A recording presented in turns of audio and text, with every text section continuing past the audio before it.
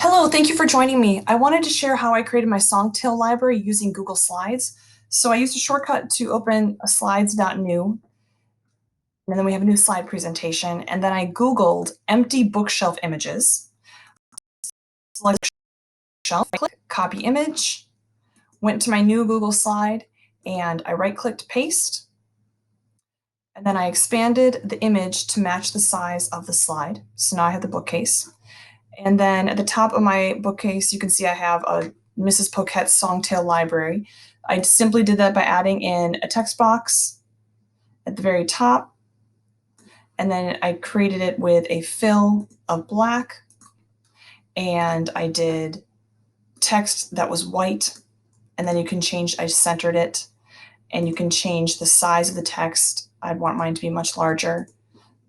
Try 18, and for today we'll just write Songtails. And then you can make it bold and adjust all of those things to your preference.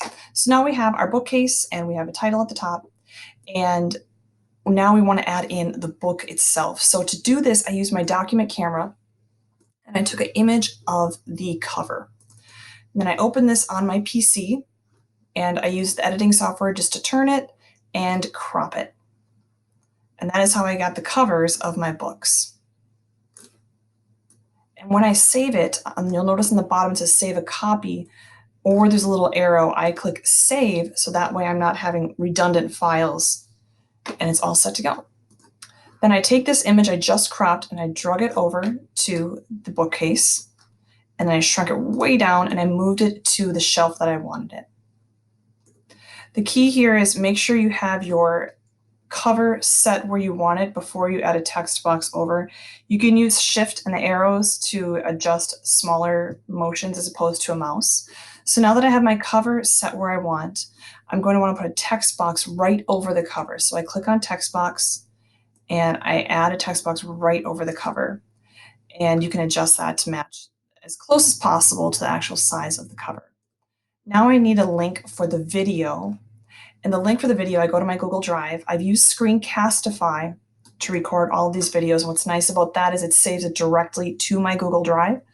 And one thing when you do this is make sure that you share it and that the link is shareable to those outside of your organization. My defaults to just people within my teaching district. So I clicked on anyone with the link and save, copy the link, and then I go back to my bookcase here. And the key is make sure that you don't have what you do not want is you don't want the cursor in the text box for typing. You want the actual text box. So then I click on the text box, link, and I Control V, hit apply, and now I have right over there. I can move it off, and I come right back to it, and there is the link for who took the cookies from the cookie jar. And that's it. That's how I created it. I hope this was helpful, and happy creating.